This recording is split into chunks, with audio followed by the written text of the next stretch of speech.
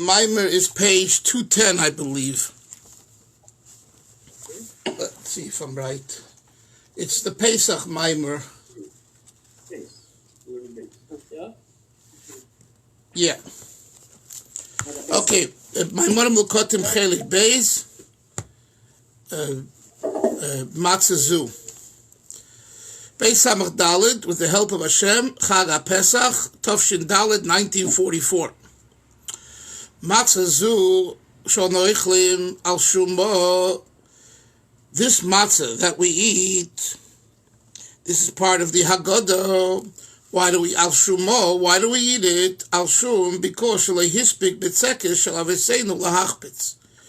Because the dough of our forefathers didn't get a chance to rise, to become leavened, to become chametz.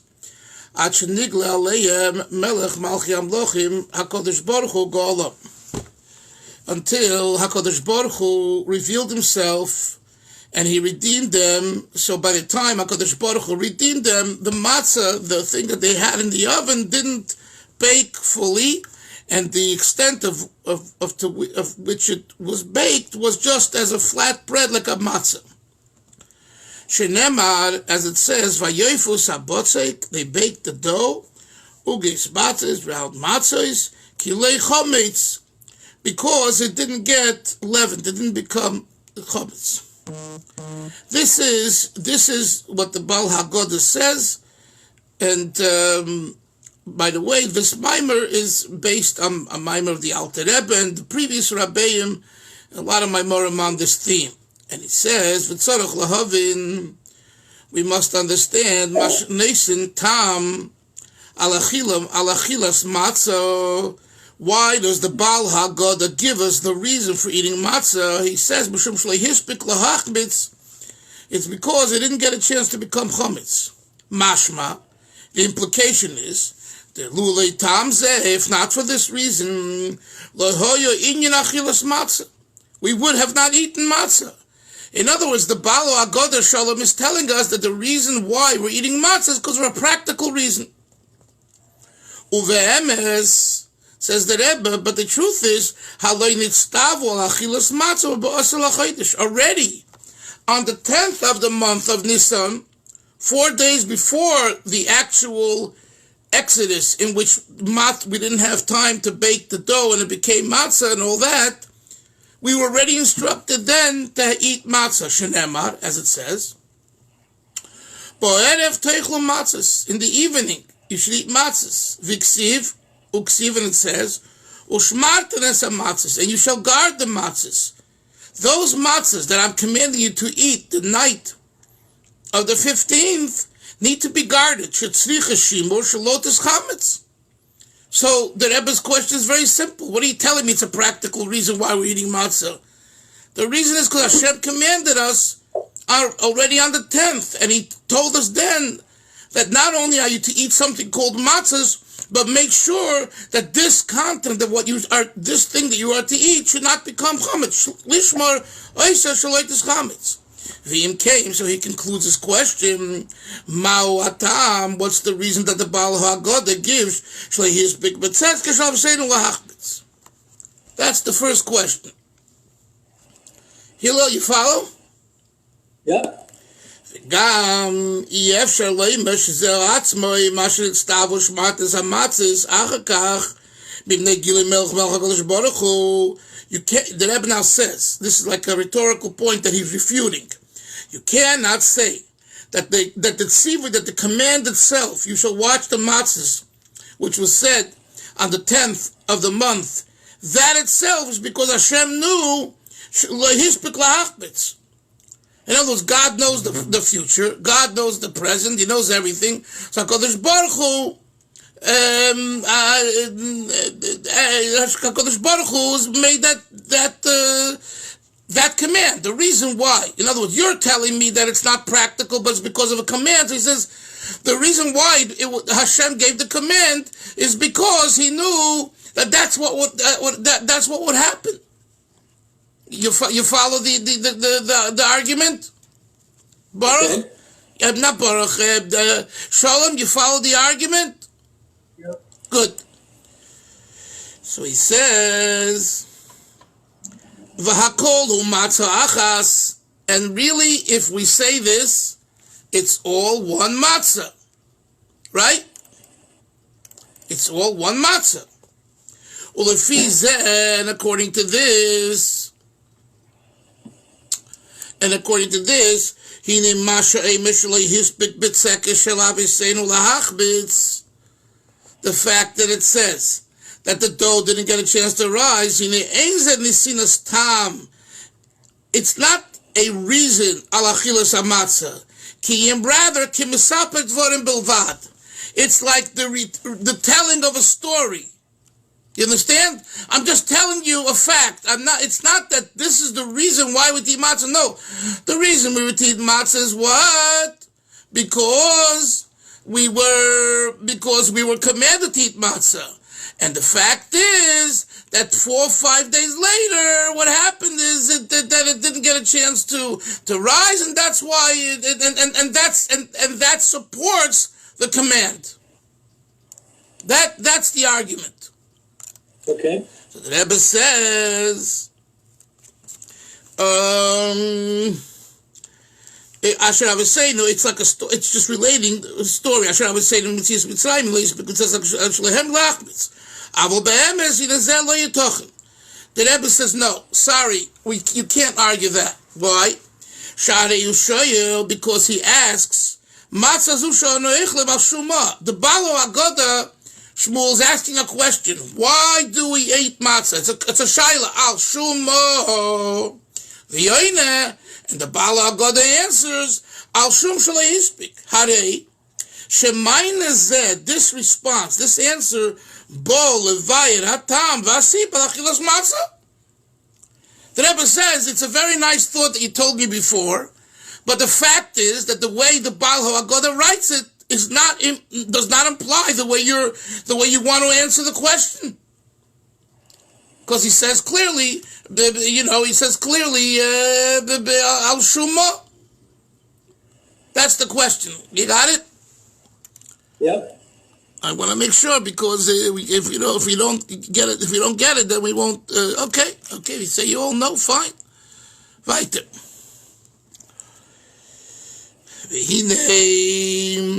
Gam im noima de be'emes hura kimisapa devola ba'alma. The Rebbe still is in the middle of this back and forth. He says, even if we will say that in truth, it is a sipur dvarim ba'alma, that the Baal HaAgoda's question and answer is really no more than just a conversation piece. But and if you'll ask me a question, the Rebbe is saying, and if you'll ask, why is it written in a question and answer form? If it's a retelling of a story, it shouldn't be written in al shumah. Al shumah. Why? It should be written just the way the facts are retold, not question and answer. You know why it's written a question and answer? Because that's the style of the evening. Right? Question and answer. So he says, don't get so kind of taken by the language of the Baal HaAgoda, which seems to imply question and answer, meaning that that's the reason why we eat matzah. No. The reason we eat matzah is Hashem commanded us on the 10th day. And the fact is that he's just telling us a story that, that it happened to be that the matzah didn't get a chance to rise. And regarding your question, if so, why is it written with question and answer style? The answer is because that's the style of the evening, for the purpose of the children, for the purpose of conversation, whatever reason. So the Rebbe says, look, just as in the questions, the 4 questions, and the answer is what?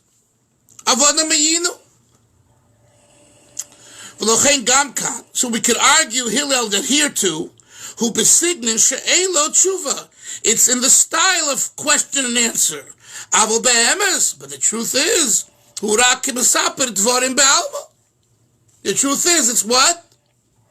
back to the first answer. Exactly. So the Rebbe says, no, omnam ba'miti so inyin. Ime yeshe be'emes in a seder laila zeu b'derech sheilo mayna davke. The truth, that although the style of the night, you're right, is question and answer. The Rebbe says, no, that's correct. The Chenu Gam, next page, 211, Beha Kavonos the Sfiros El Yoines, V'yichud Shemes HaKadoshim. The Rebbe brings a raya now from something that's taking place in spiritual realms, the night of Pesach, that is in the form of question and answer.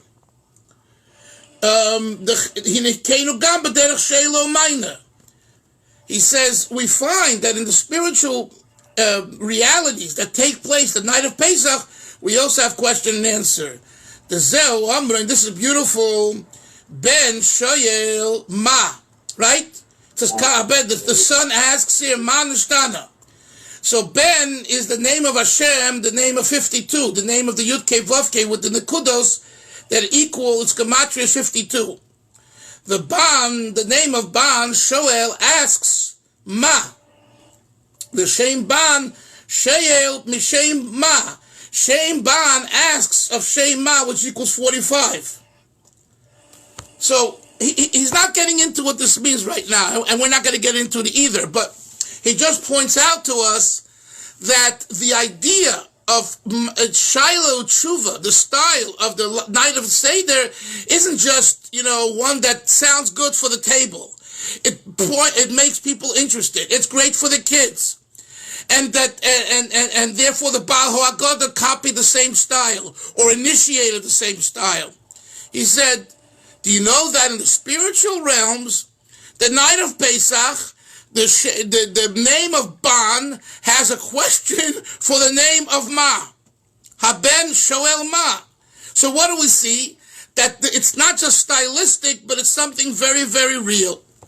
That's the only point why he brings it over here, this idea. He doesn't go into it. So now he retorts, B'chol zeh, nevertheless, Hinei hamayne al shum shelei hispik. The answer that the reason we don't eat the chametz eat matzah is because we didn't get a chance to rise. You can't say that this is the reason for eating this matzah. Why not? Shaharei mashin itztavu be'erev teichlu matzah is the fact that we were commanded on the 10th. You should eat matzahs. Ulashomra michim utzem, and guard it from this chametz. Hayakhaydam chatzos. That was when? Before midnight.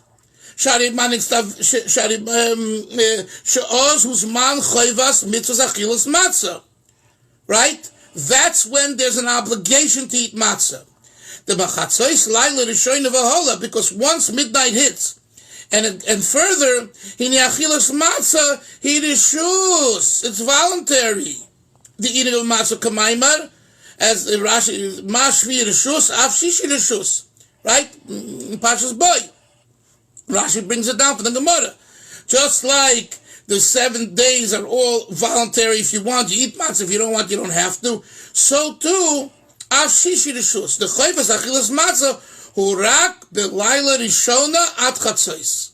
The mitzvah is till Chatzos. Urayil is... What? Exactly, like you said, Shmuel. And the proof is, Pesach Siv, al matzahs umreidem yechlu. You should eat the matzahs with more, you should eat it. Pesach ain't a nechel chatzos, like Shmuel just said, because the substitute today for the Pesach is the Afikoma, and the Afik Pesach was only eaten till midnight. Im kain, harechayvas achilas matzah, he gamkin al chatzos. The obligation of eating matzah is till midnight. And the revelation of God taking us out of Exodus, it was after midnight. It was a hit midnight. Hashem slayed the Egyptian. Like midnight, I will take you out of Mitzrayim. And I will pass over the Egyptians and all that. And it is regarding this after Chatzos Matzah that we say Shlei Hispik Lahachbitz, that he didn't get a chance to become Chometz. Actually, till Hashem revealed himself to Golem and he took him out. That was after midnight. So the Rebbe, the Rebbe says, all of this points Hillel to what? Two different time periods and seemingly two different matzahs. And that's why he continues and says, you must say, Sheyesh Beis Matzahs. There's two matzahs. Achaz Koidim Chatzos. One matzah is eaten before midnight. And this is the matzah that needs to be guarded from chometz. And then there is a second type of matzah,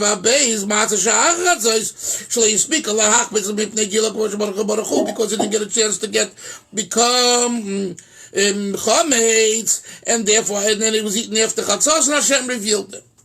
So what we have from all this is clear now at this point, Shmuel, that we're talking about two separate matzahs, the matzah lefnei chatzos, the matzah la'at chatzos, and it's not a contradiction. Because Shmuel... Just came in, give you a quick summary. Yeah, he just came in. Good morning. Okay, good morning. So, Shmuel, you give, my throat's hurting. You give a summary. You give. Shmuel, give a summary, please. So, the Maamar says, it's the Maamar Pesach. And he starts out with the portion of the Haggadah. It says, Matza Zu, this matzah that we're eating, why are we eating it? Ashumah. The answer in the Haggadah is Ashum because it didn't have, the dough didn't have time to rise, we were running out of Mitzrayim, and they didn't have time to promise. But then he asked the question, but why is that the answer? We were commanded to come out to the night of first time. So why do you say that we didn't have time to rise? Then he goes back and forth. He says, but it's a question and answer. And so at the end, he said not only that, but Lamaila in the spiritual realms was also a question and answer that night. So, but he said that you have to say then that there's two times of matzah. There's the flavor of matzah, which is before chatzos, because the matzah is connected with the Korban Pesach, we eat it together with the Korban Pesach, and the limit of that is until chatzos. Don't eat it after. So that's the matzah, that's the flavor. Then there's the matzah after chatzos, after Hashem revealed himself, which is then we did the matzah, the flavors and all those other things. So we're learning now, and that's not the flavor of the matzah, that's a rituals. So the matzah that after chatzos is what it didn't have time to rise until Hashem revealed himself. So that's kind of where we're hoping. Okay. Good summary. Back inside the text. Based on this, we must understand why does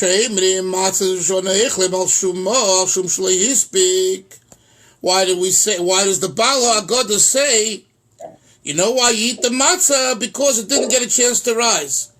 He should have said, why do we eat matzah? We all know because Hashem commanded us to. Especially with the price of matzah, we wouldn't even dream of doing such a thing and paying so much money for matzah. Right? So there's only one reason we're eating matzah, paying so much money, because Hashem commanded us. Okay? V'hainu kaidim chatzos tafker. That the reason, and which matzah are we eating? The matzah which is before midnight. If that's the case,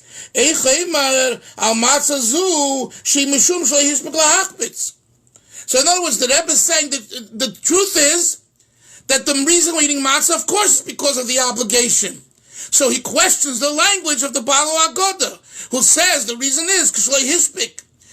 And he says, I know you Baal HaGodah know this, but the language that you're using is peculiar for the situation. In other words, I know you're only telling a story. Like he argued before, remember? That really, it's because of the obligation. But he is phrasing the obligation in a question and answer format, because it goes along with the whole style of the evening, on and on. But the Rebbe says, I'm sorry, in a way, it's misleading. You're misleading. That's the question. The idea is the be'emes yesh beis matzos. What we understand is the Rebbe says that really you should know, guys, there are two matzos. Matzah shekedem chatzos shetzricha shimur. The matzah before chatzos that needs to be guarded. And then there's a matzah she'ara chatzos lehispik lahachmitz, that technically Hillel doesn't need to be guarded.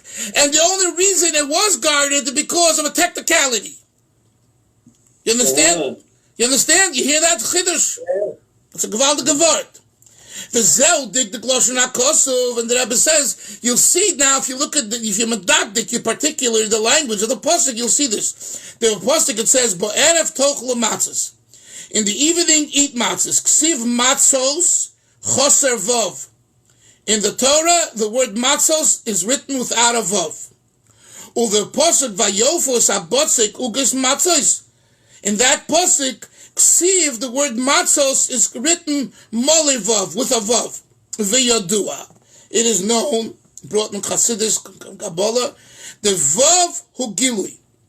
Vav is revelation, Yoni. Right? A vav begins with a yud on the top, and the sofer draws his inkwell down. That's revelation. He's taking a nakudah, he's taking a point, something that's very closed, and he's opening up, schlepping it down, and now you can see it. It's larger, etc. It's gilui, revelation. V'hainu the matzah she'achar chatzois, the matzah after chatzois, which is represented by the vav in the pasuk, hu mishim shenigla alei malchus baruch hu, because Hashem revealed Himself. Top of page 12. Avol matzah shekoydem chatzos. Over here, it's written ksiv choser vav. It's missing a vav. Why shetzricha shimur? You gotta be careful with this matzah. You gotta protect this matzah. This matzah is not ready to be revealed yet. All this, the Rebbe says, was true while we were still in Mitzrayim. Yoni, that there was a difference between pre-midnight matzah and post-midnight. Pre-midnight, we were stuck in nonsense before the revelation. So meaning you have to guard yourself, protect yourself. Too much exposure, you're going to lose yourself and get carried away in the wrong things. After midnight, Hashem zapped you with koach, and He says, get out there, I've given you koach to be able to do it. Okay, that's a vav. That's why the matzah after chatzos says, vayofos ugos matzois, with a vav, because it was after midnight. So we already had God's revelation in our experience, whereas before we were still weak, so we had to be careful. Hence, there's no vav. Look at this. But now, once the Torah was given, through the Torah, even in the matzah that's pre-chatzos, you have the revelation of God. That's a chiddush. Today, not only today, but since the Torah was given, even in the matzah before chatzos, you also have what? The revelation, because it's post-Matan Torah. Zehu matzah shono echlim koydem chatzos. So now he goes back to the Balo Agoda. The Balo Agoda says, ask a question. This matzah that we're eating tonight, what matzah is it referring to? Shmuel is referring to the matzah koydem chatzos. He al shum shenigla alei melchosh baruch hu. But today, this matzah that we're eating is not because of the mitzvah that was said on the 10th pre-Matan Torah. What? It is. We have a mitzvah, but it's not only that. It's also because... Right, of course it's a mitzvah. But in the mitzvah has the advantage of the gilui.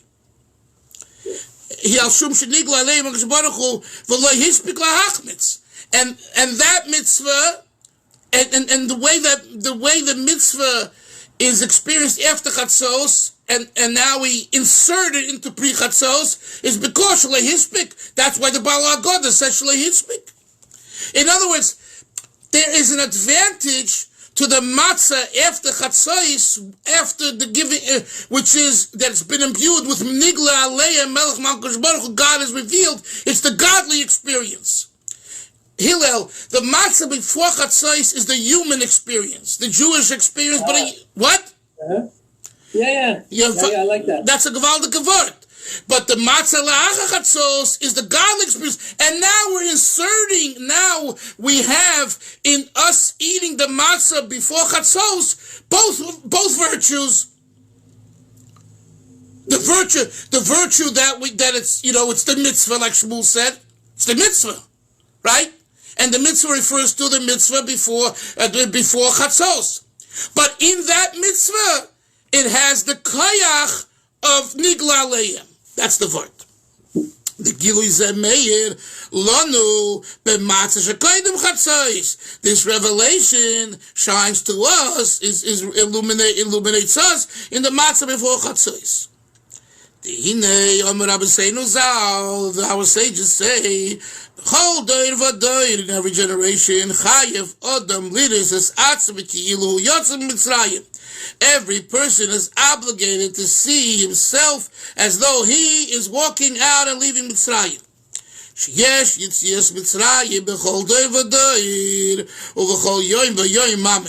There is the actual experience of Yitzias Mitzrayim in every generation and every day.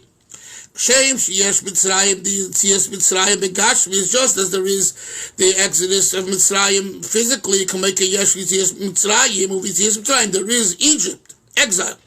The Yitzias Mitzrayim, exodus from exile, berucht is spiritually. What does that mean? The Mitzrayim who loshen meitzer gvul. The word Mitzrayim denotes limitations and constraints. Vahainu, masha nefesh abamis, magbil, umastir, umailim, 3 words which mean concealment, hidden, and disguising. Al nefesh, holy kiss. The nefesh abamis puts up a great facade, hiding the nefesh, the godly soul. The nefesh elikis melubish, but nefesh abamis, umakifa mikol tzadu pima. The nefesh elikis invests itself in the nefesh abamis, and it encompasses, it surrounds it from all sides.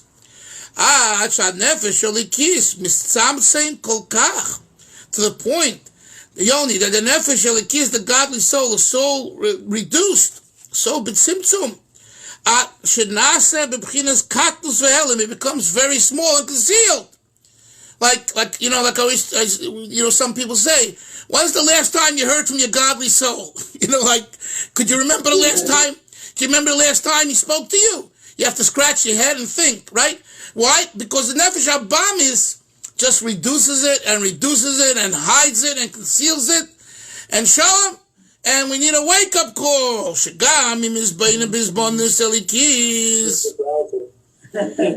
Yeah. Even when a person meditates in a godly concept, for example, God creating the world, whatever, mikol mokim ein koyach benafshei lotzeis minartek umayser hanefesh abamis. The meditation does not give him enough koach, enough strength to leave, to vacate the cover, the husk, the prison, umasar, the prison of the nefesh abamis, to be able to subjugate it, control it, and even more so transform it. Why? Kiyim, rather, haguf oimed al tokvei, the body and its needs and its wants and its desires stands firm. Mibnei she's been in this who b'chinas makev levad. It's because this type of meditation is superficial. Ve'eina negeya b'pnimis nafshay, and it doesn't touch your inner core. Valderech, and he gives us the example that we've spoken about and learned many times, but it's important to repeat it. Ganva. A thief, apu machtarto, at the face of the threshold of the tunnel, he's about to steal. He looks up and he says, Rachmana karya, he calls God, Hashem, help me achieve my purpose. Help me steal. Harei shemayim b'Hashem Hillel. He has emunah in God. Shemashgiach al kol prat. He believes that the Eibishter, that God looks over every detail. Uveyodeh l'hashia b'hadorosh loi ufanasosei. And he knows that Hashem is able to help him with whatever he needs and with whatever parnasa he needs. So you would think, Yoni, if a person believes, good morning Moshe, glad to see you. I like your words that you left on the WhatsApp. My family heard your words and they enjoyed it. They said you were right. Anyway, so the point being, umikol mokem einze poyel b'pnimius nafshe me'uma. You believe in Hashem, you know that He's going to give you your parnasa and everything else, and yet it doesn't impact your insides. Me'uma. Look at the word me'uma here, guys. At all. It didn't touch you at all. And the proof is because you're doing contrary to God's will. Legamri. You're not allowed to steal. How can you steal now? What do you mean you have emunah? What are you, crazy? Yeah, the answer is I'm not crazy. My emunah is makif. Now, you understand, Yoni, this is a situation. The Rebbe puts it here in very stark words, but it's true in everything we do. We believe, and at the same time, if you believe, why you speaking Lashon Hara? If you believe, why you're cheating on your taxes? If you believe, why you're being not nice to your friend? You believe. The answer is because the emunah is b'makif. I do believe, but it's not yet b'pnimius. So we have a dichotomy between makif and pnimi, superficial and inward and internalized. Look at the Rebbe's words, guys. It's an oxymoron. Davar v'pucha. It's like one opposite the other. The God is standing there, Yoni. He says, God, please help me. I have to be successful in my thievery. What are you doing? It's against God's will to steal. And he says, God, help me steal. You know, when you learn this and you think about, it's about someone else. But just think about it, okay, we're not stealing. We're not stealing. But we're doing other things. But you believe in Hashem. Don't you believe Aleph Beis Gimel? Right?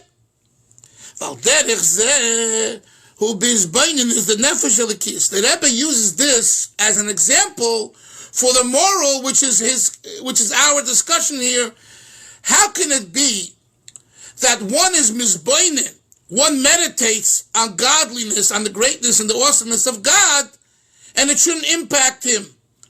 And the answer is because the hisboneness is nevertheless superficial.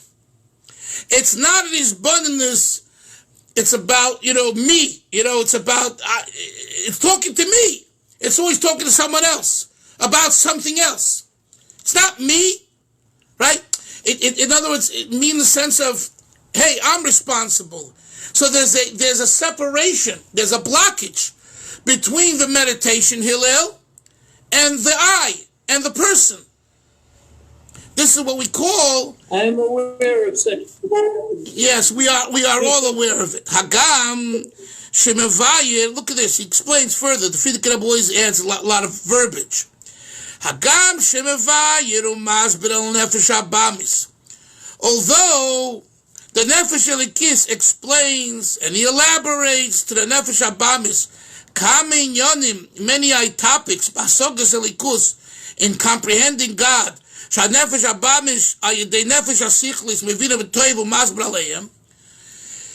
a third soul, a third drive, what's called the nefesh hasichlis, the human intellectual. In other words, the nefesh elikis knows like this. The animal drive is an animal by nature. It likes to be an animal. And I am a godly piece. I'm a nefesh elikis. We're in two different worlds. We're not talking the same language. It's like the kids today and the grandparents of yesterday. It's two different worlds. Like I sent out to my family a picture I got from a distant cousin on Friday of my great-grandfather or great-grandfather in Poland, probably in the 1920s, and the Zayda has this big beard, and my grandfather's on one side, and then two of his brothers and family are all murdered by the Nazis.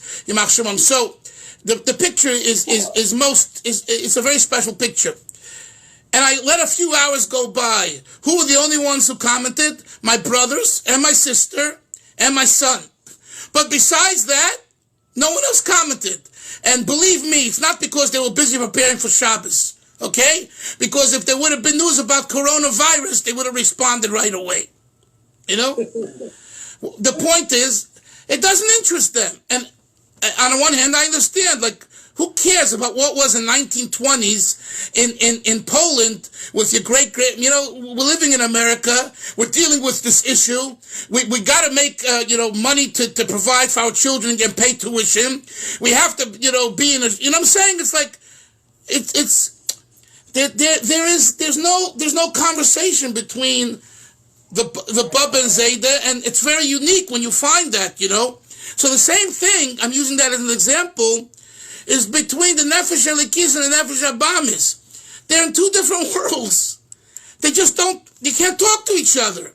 One person says, I want Torah, I want Neshama, I want Shul, I want Mivtzoyim, I want a mikveh, and the other guy says, I want ice cream and pizza and baseball and fun and fun and fun and pleasure and fun. So the Nefesh Elikis says, I have a great idea. I'm going to use an intermediary, someone who can be an intermediary to bridge the gap. And that's called the Nefesh HaSichlis. The Nefesh HaSichlis is a drive that is intellectual. And this intellectual is not godly. He can appreciate godliness, but he's not a piece of God. It's the brain. The Nefesh Abamis, as much as it's a behema, but it's a behema that has as an adjunct some reason. It's subordinate to its instincts, but there is some reason there. So the Nefesh HaSichlis taps in to the hind part of the Nefesh Abamis and tries and says, hey guy, if you continue indulging, you're going to explode and die or become very sick. You better stop now. And gives him the data and the information. Oh, the Nefesh Abamis says, let me think about it. Oh, if you can get the Nefesh Abamis to say, let me think about it, then I, the Nefesh HaSichlis, can talk to you. If you're only emotional, I can't talk to you. You're a piece of emotion. But if you can put your emotion aside and see that there's also some logic here, then I can talk to you and calm you down and ultimately subjugate you from the no good things and transform you. So the Nefesh Elikis hires the Nefesh HaSichlis to do this convincing job intellectually to the Nefesh Abamis. How does that sound, Hillel? That's great. Yeah. Sign me up. So that's what he says over here in these few words. Let's go again. He says, "Dagam shemavayer u'masbir lenefesh abamis kaminyonim basogos elikus." How? Shanefesh abamis ayedei. See, it's very important. Through nefesh hasichlis. Mivinim betov. The nefesh hasichlis causes that the nefesh abamis understands it well. Umaskim aleim. Yoni, and it agrees. I cannot fool around now. This is the wrong time. Why? Because people are getting ill. Gotta be careful, but I'm a behema. I want to act like a behema. No. I understand that I'm not a behema. I'm a human. Oh, now you're starting to think. Umaskim. So, you see the word haskama, it agrees. It's like, okay, I agree. There is a Moshe agreement where I agree in my mind and I understand why you're right. Then there is agreement, I'll go along with you. With the Nefesh Abamis, small, even if we can get it to a point where I'll go along with you, it's a great beginning. Let's continue. This is only because of seichel. Aval imze and a poil hazoza lotzis mirgilusai. The Rebbe says it's a great beginning, but it doesn't cause that the nefesh habamis should vacate its regilut, its habits. Let's see what he says. By nature of people, there are people who tend to follow the dictates of what the world establishes to be the way you should be. He says in 2:13, the worldly attitudes. You guys are ready? Get ready and take it like a man. When it comes to dressing and garments, and human conduct becoming in the style of davening,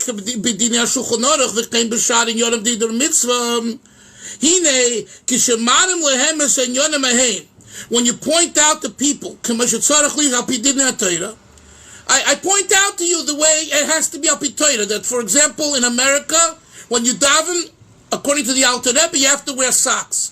In Eretz Yisrael, maybe it's different because it's a hot climate, but the Alter Rebbe, so if you're a Lubavitcher, and you want to follow the Alter Rebbe, because the Mishnah Brura, I don't believe, rules the same ruling, you have to wear socks when you daven Shemon Esrei. The Mishnah Brura is to a mekel? I don't think the Mishnah Brura says the word pas makoyes, which are socks. So you have to check, but I believe that's. But anyway, the fact is everyone's wearing socks in the Litvish Yeshivish world. So maybe there's another Paskin's different, but Alter Rebbe is very specific with the word pas makoyes. I'm just giving you an example.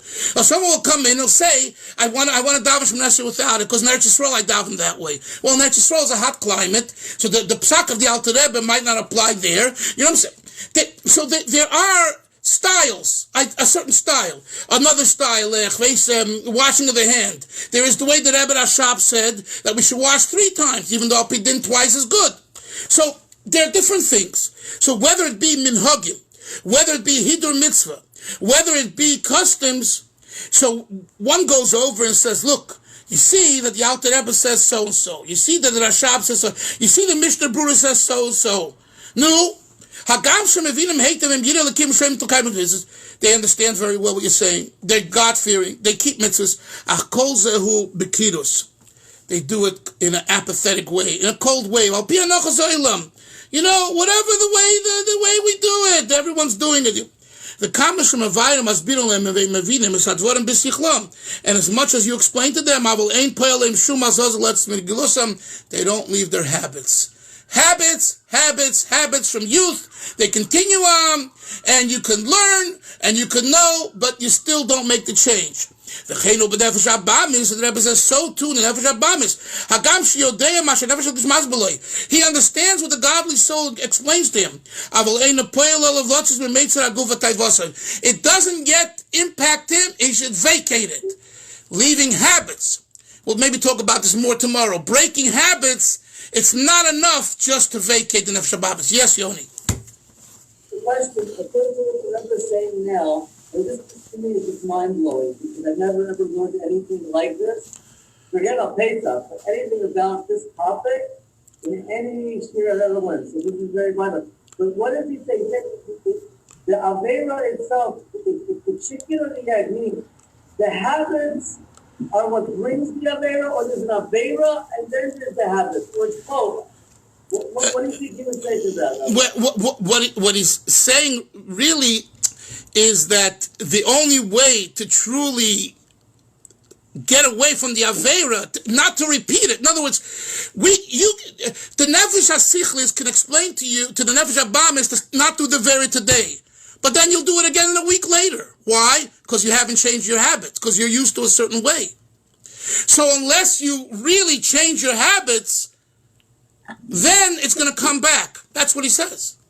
So it's true. And again, the bottom line is to not do the Avera. But no one's going to push you every day not to do the Avera. So unless you make an inner change inside yourself, it's going to come back. So he's not poo-pooing it, but he's definitely making you aware. That's what he says. That you should just know that this is only a beginning. This Yitzias Mitzrayim, and it's true. You can be inspired and turned on, but unless it becomes who you are, and that means you go through a transformation, or you make a change, you're going to fall right back into your old schedule, your old rut. Have a great day, everyone. Guys, come. There's nothing. When we learn Torah, we're protected. Shmuel, thank you very much for encouraging everyone to come. Okay, we'll have to figure out tomorrow.